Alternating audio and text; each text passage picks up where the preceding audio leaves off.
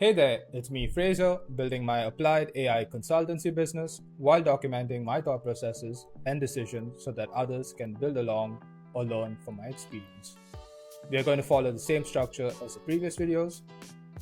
First, we're going to look at any open questions from the last video, then dive into strategy, basically where we last left off, note down some to-do items, list some open questions to reflect on, and finally put forward at least one action point to be done.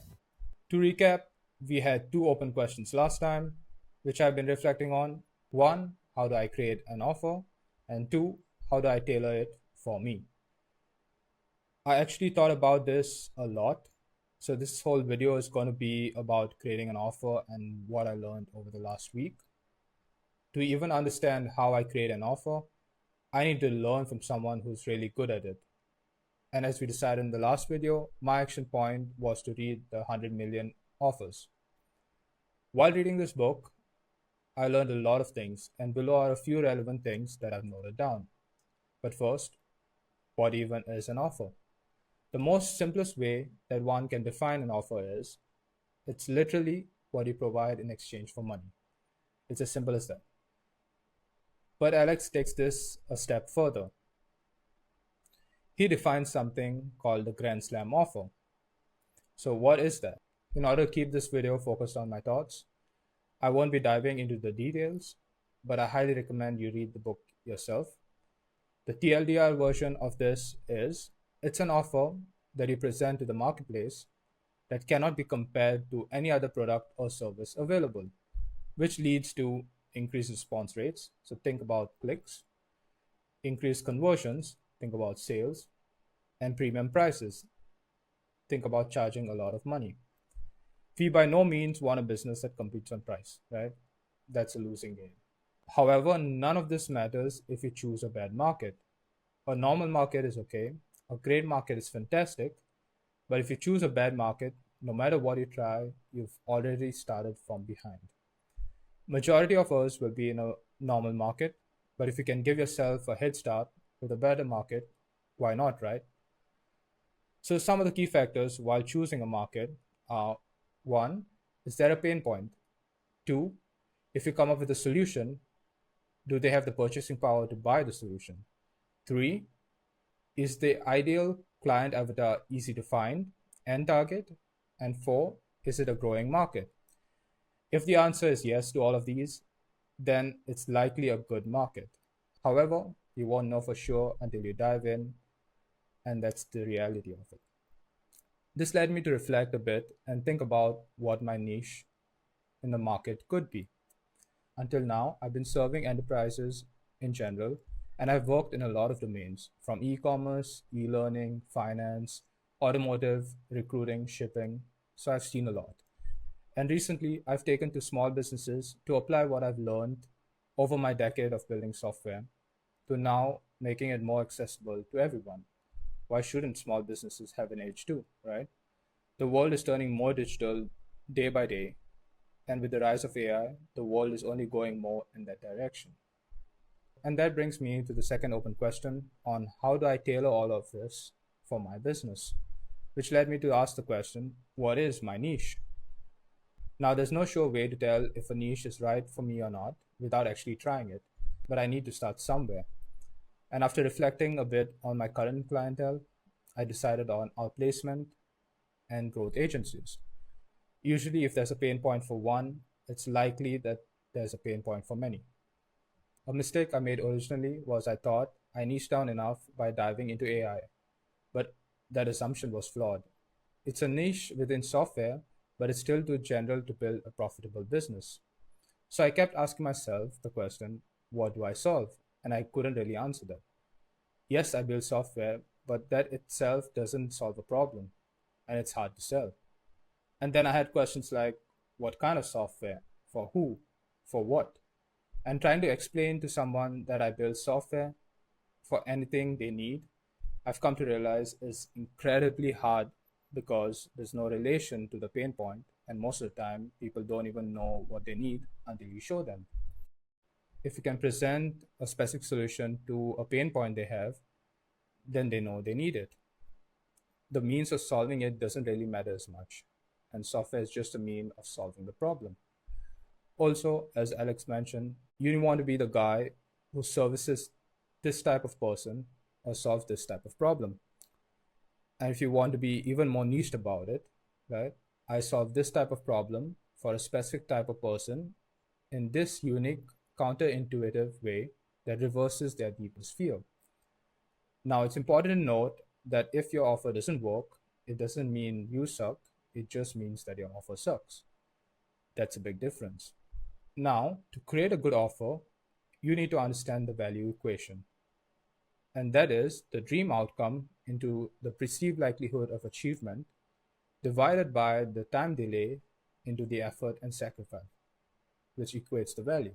Alex does go quite a bit into this in his book, but for the sake of keeping this video short, I will skip the details for now. Basically, what it says is that you need to get a client to imagine the dream outcome, the very best version possible, and how likely he is to achieve this with your offer, in what duration of time, and how much effort and sacrifice is required on his end. The goal here is to increase the top two while decreasing the bottom two. Sounds simple enough, right? But there's a huge caveat here that you need to be crystal clear on what you offer so that you know the value you bring to the client. Hence, think about that very carefully. Also, remember perception is reality. The goal isn't to create desire, but to simply channel it through what we offer. It's very interesting that people generally, and our clients specifically, want to be perceived as beautiful, want to be respected, want to be perceived as powerful, want to be loved, want to increase their status. These are all powerful drivers, and you want to frame the benefits in terms of status gained from the viewpoint of others. We can and should use this while creating an offer. With the above understanding, let's apply all of that to a subset of a segment I serve. Remember the segment of small micro businesses that make 20K a month and who want to scale? They generally want to automate manual workflows to drive operation efficiencies so that they can gain back time and serve more people. And if they adopt AI, it's mostly so they can provide more value in their offerings. With that in mind, let's take an example of one of my clients in the niche that I will focus on, outplacement. Let's call him Matt. Matt had one big pain point. He has a database of headhunters that he reaches out to on behalf of the client he serves. This database has been growing over time. It currently has over 500 companies and over 1,500 consultants with their emails, contact, and other details that he manages manually. These consultants change often, either due to changing jobs or going out solo. So that means most of the contact details are usually outdated, leading to large bounce rate in his campaigns, which in turn leads to less chances of him placing a client he serves. To sum up, outdated data leads to bounce of campaign, which leads to poor service. This is a huge problem, right? But there's another problem staring us right in the face. Can you guess what? He spends his valuable time to manually fix this data and keep his database up to date. Valuable time that he could use to serve more clients and make more money. Imagine maintaining a list of 2,000 plus consultants manually, where it's impossible to know which consultants have moved while the database keeps growing. Now, of course, I fixed this with automation and AI, which I will speak about in a later video. However, all of this led me to ask, what did I solve? And how would I take all of the above learnings from creating an offer and apply it here? And I came up with two variants of the offer.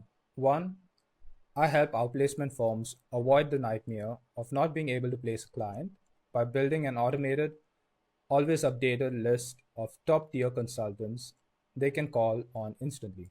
Or when outplacement firms cannot place a client fast, they lose trust. I help them avoid that by building an automated, constantly refreshed list of top tier consultants so they can tap instantly. So, what does this do in terms of perception for them? Well, it increases their status. You're probably wondering how. Because they now have a competitive advantage over other firms and a more premium and guaranteed service to deliver to their clientele. That's technically how I closed my client. Well, I didn't frame it exactly as above because at that point it was all new to me. However, by reverse engineering what I did, I'm trying to replicate it so I can repeat the success. This, of course, is a hypothesis which I will have to test out. However, I've got no clue how I'm supposed to write a cold DM or a sales copy, if that's the right term. So, open questions for next time is 1. How do I write a sales copy? 2. How do I incorporate it with my offer to send out a DM? That's all for the update for today. So, until next time, keep taking action and be curious.